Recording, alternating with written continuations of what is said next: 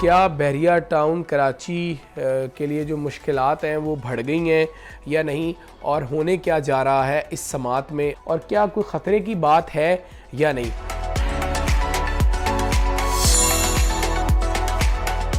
बिस्मिल्लाहिर्रहमानिर्रहीम, अस्सलामुअलैकुम। आप हमारा डिजिटल प्लेटफॉर्म देख रहे हैं बहरिया टाउन कराची अपडेट्स और होम्स। मैं अली रज़ा हूँ।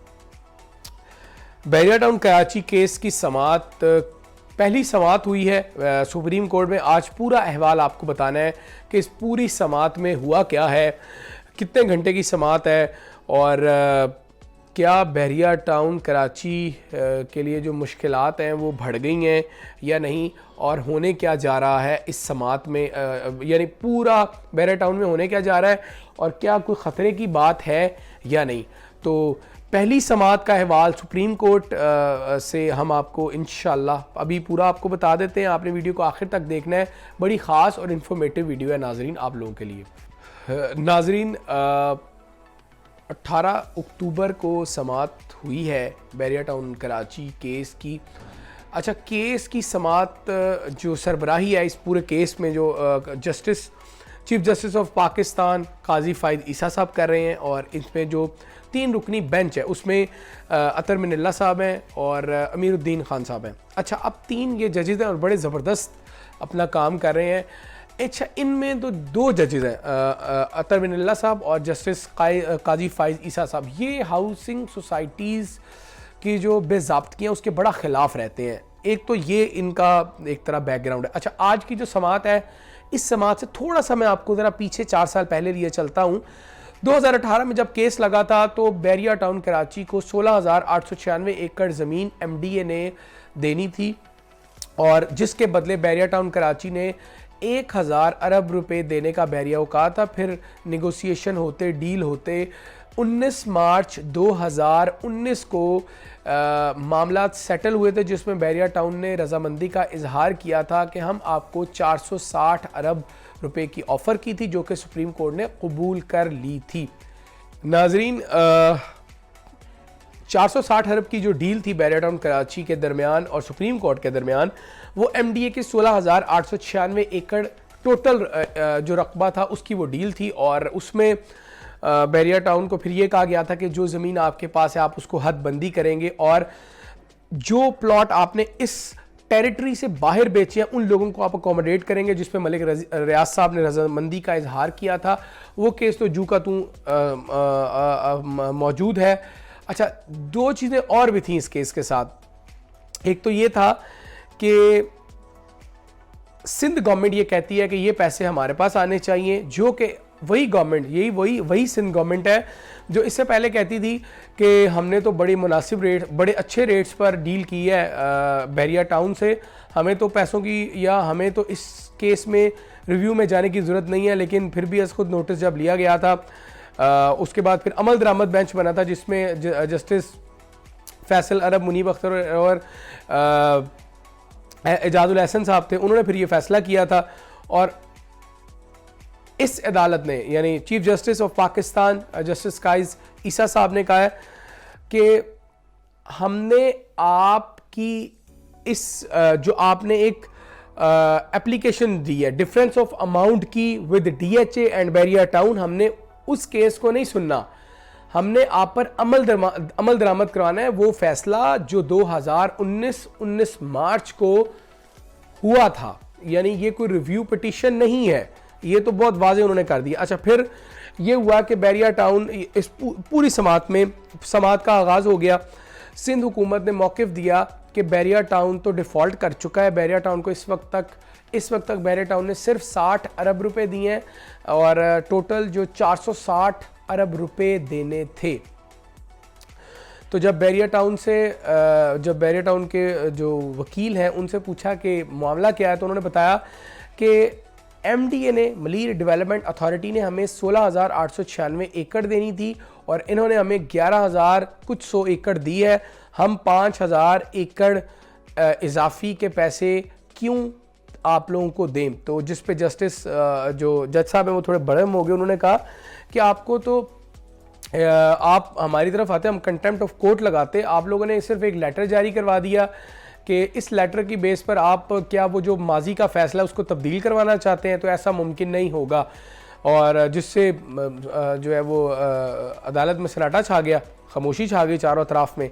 तो जजेस जो थे वो कह रहे थे कि जी ये कोई मजाक नहीं है, हम आपके कोई मातहत अदालतें हैं नहीं कि 11,000 देना था, 16,000 देना था, अगर आपको 11,000 दिया तो ठीक है, चलें आप ज़रा जो आपका प्लान है, जो आपने मास्टर प्लान दिया था SBCA से, वो मंगवा लें। तो फिर 12 बजने में जब 1 मिनट बाकी था तो एक प्लान उनके साथ शेयर किया गया SBCA का, सिंध बिल्डिंग कंट्रोल अथॉरिटी का, जिसमें 16,896 एकड़ रकबे का बताया गया था। तो एक तो जो डिफरेंस ऑफ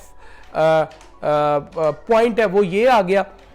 अच्छा, फिर जो वकील हैं बैरिया टाउन के, अच्छा इससे पहले जो इस केस को हैंडल कर रहे थे वो थे बैरिस्टर अली जफ़र साहब और जस्टिस एतजाज़ एहसन साहब, जो बैरिया टाउन और मलिक रियाज साहब के वकील थे। अब इस दफ़ा अब केस में हो क्या रहा है, केस में अदालत ने कहा है कि आप 460 अरब रुपए देने के पाबंद हैं, हम उस केस में जा ही नहीं रहे, वो केस फैसला हो चुका है। अब जो दरख्वास्त गुजार है महमूद अख्तर नकवी साहब, उन्होंने दावा किया है कि बैरिया टाउन के पास तो 37,000 एकड़ ज़मीन बाकी है, ये उन्होंने दावा किया है। एक बात होगी जनाब। अच्छा, दूसरी बात, अब दूसरी बात पर आ जाते हैं। दूसरी बात उन्होंने ये कहा है कि हमें 16,896 एकड़ दी गई है और 1 एकड़ के चार्ज किए जा रहे हैं 2,72,00,000 रुपए, जबकि DHA डिफेंस हाउसिंग अथॉरिटी को MDA ने जो ज़मीन दी है वो 19,000 एकड़ है और वो 1 एकड़ के 1 लाख रुपए चार्ज कर रहा है, और जो कुल रकम DHA ने MDA को अदा करनी है वो है 1,96,08,620 कुछ इस तरह का है। तो बहुत वाज़ेह फ़र्क है, हम अदा क्यों करें। तो इस पर अदालत ने कहा कि फ़ैसला हो चुका है, फ़ैसला रिव्यू नहीं है, ना हम रिव्यू में जा रहे हैं। आपने आपने जो अपना प्लान कंस्ट्रक्शन दिया था। अच्छा, अब फिर अदालत ने क्या किया, अदालत ने बैरिया टाउन के जो वकील है उनको कहा कि आप एक तो सारे डॉक्यूमेंट्स ले आए, FBR की जो पेमेंट्स रिकॉर्ड है वो लेके आ जाएं, उसके बाद ये कहा कि आपने जितना एरिया कवर किया हुआ है वो लेकर आ जाएं, आपने जो प्लान दिया था वो कितने का है वो सारा प्लान हमारे साथ शेयर करें, और आपका जो एग्रीमेंट हुआ है MDA के साथ वो भी ज़रा हमारे पास लेके आए, आपको हम ज़रा भरपूर देखना चाहते हैं। और फिर अदालत ने एक ऐसा जुमला बोला जो कि वाकई बड़ा खौफनाक था कि अगर आपने ये पैसे अदा नहीं कर रहे तो आपने 3 गारंटीज़ हमारे पास रखवाई हैं, 2 गारंटीज़ हैं, और एक तो आप लोगों की प्रॉपर्टीज़ हैं वो जब्त कर ली जाएंगी, दूसरा हम ये केस नैब को भिजवा देते हैं, नैब फिर रेफरेंस दायर करेगा और फिर मामला आगे चलेंगे, और तीसरा ऐसा पॉसिबल नहीं है, यानी जो तीसरा है उस पर तो जजेस कभी नहीं जाएंगे कि वो सोसाइटीज़ जो बैरिया टाउन है उसको उस पर कोई बात करें, उन्होंने तीसरे ऑप्शन पर बात ही नहीं की। अब ये तो मैं आपको बता दूं कि जो 8 नवंबर को अगली समाअत है, ये सारे डॉक्यूमेंट्स लेकर बैरिया टाउन के वकील जो हैं वो आगे ज़रूर उधर पहुंचेंगे, क्योंकि जज साहब का हुक्म है और हुक्म की तामील ज़रूरी है। अच्छा, इसमें जो समाअत है, समाअत में एक तो बैरिया जो जजेस हैं उन्होंने कहा कि हम DHA को तो बाद में देखेंगे, पहले तो केस आपका है। जुलाई 2023 में जो वकील हैं बैरिया टाउन के, उन्होंने भी एक एप्लीकेशन दी थी कि हमसे ज़्यादा पैसे चार्ज किए जा रहे हैं, हम वो पैसे नहीं देंगे, हमारे साथ जो सलूक है वो मुख्तलिफ क्यों रखा जा रहा है, यानी इम्तियाजी सलूक क्यों बढ़ता जा रहा है एक निजी सोसाइटी के साथ और एक हमारे साथ। तो जिस पर जज साहब ने कहा कि जी ये फ़ैसला पहले हो चुका है, हमने उस फैसले पर अमल दरामद करवाना है।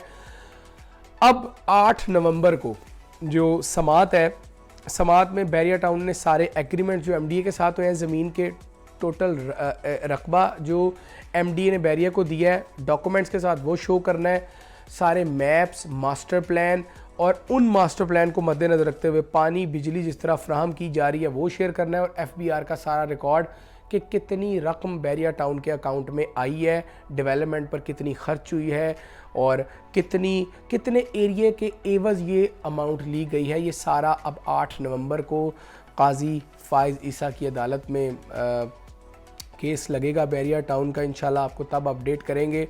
और जस्टिस अतर मिनल्ला और काजी फ़ायज़ और अमीरुद्दीन साहब ये चाहते हैं कि जल्द अज जल्द इस केस को भी निपटाया जाए।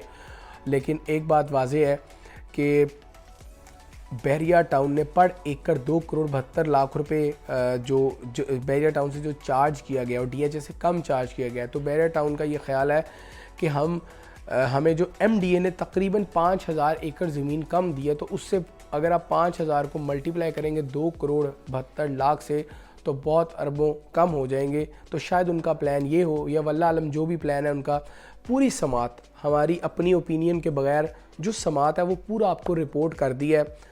और ये भी आपको बता देते हैं कि 8 नवंबर को जो भी समात होगी आप तक इंशाल्लाह बर वक्त पहुँचेंगे।